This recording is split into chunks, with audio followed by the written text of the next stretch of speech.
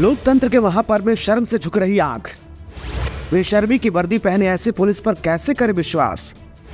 योगी के राज में गरीबों का मसीहा कौन? क्या मंदिर पर सियासत चमकाएंगे, गरीबों की ऐसी दुर्दशा कराएंगे? वायरल हो रही इस वीडियो को गौर से देखिए। ये तस्वीरें भले ही आपको सामान्य लग रही हो, लेकिन लोकतंत्र के इस महापर्व में इस तस्वीर ने संविधान पर सियासत करने वालों को ना लज्जित किया हो, लेकिन हमारी आंखें शर्म से झुक रही है।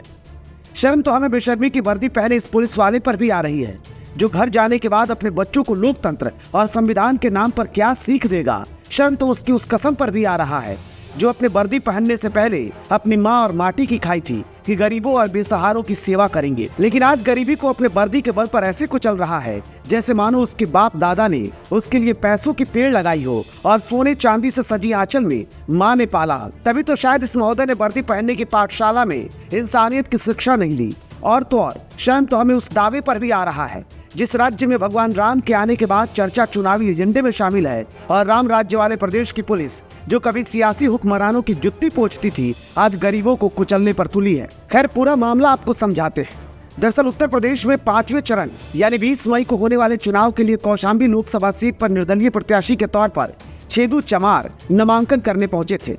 पेशे से बर्तन बेचने वाले ऐसे उम्मीदवार के कारण हम लोकतंत्र की किताबों में छपी परिभाषा को सफल मानते हैं।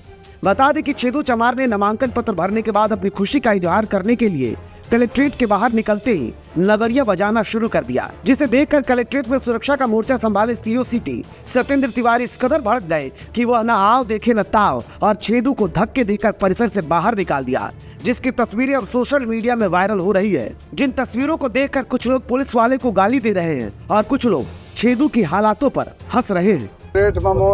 जौने रोज दाखिल किए हैं सुगर रोज को समझी के यानी के ये हमारे सैनिक मंझनपुर सीओ साहब हमका ढकेल के बाहर की नहीं।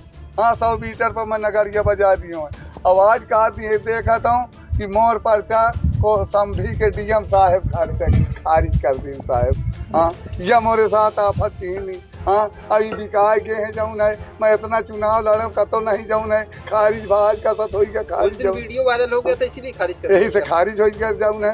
सीओ साहब खारिज कराए दी नहीं। हाँ, इनका लिखा नहीं ना रामायण में कि बेबरट हालू आ जाए धनिया बिटियन की बात है, इतने में धन न घटे तो करो बड़न से रात। हाँ, मोरे साथ इन तना की नहीं। हाँ, ये अच्छी बात है यही जाऊन है।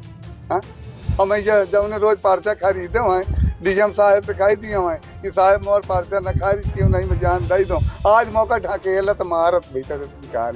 इन तस्वीरों के बाद ये कहते हुए तनिक भी खींच नहीं है कि चुनावी माहौल में गरीबों के मसीहा बने फिर रहे नेताओं, सफेद पोश में समाहित सियासतदानों, चाहे पक्ष हो या विपक्ष, ये तो तय है कि अब ये चुनाव गरीबों का या आम लोगों के पहुंच से भी कोसों दूर है। उसमें भी परिवारवाद के सियासी खेल में तो सोचना भी मुश्किल है, लेकिन गरीबों को उसका हक और सम्मान में कोई कोताही ना हो, इसका ख्याल रखना आपका फर्ज है और हमें बताने का कर्तव्य है। क्योंकि विकास के बयार में मकान, दुकान, बिजली, पानी और स्वास्थ्य और सड़क तो समाहित है, लेकिन सम्मान ना तो आज तक किसी पार्टियों के एजेंडे में रहा है और न कभी होने की उम्मीद। द आउटपोस्ट के लिए निर्भय किशोर की रिपोर्ट।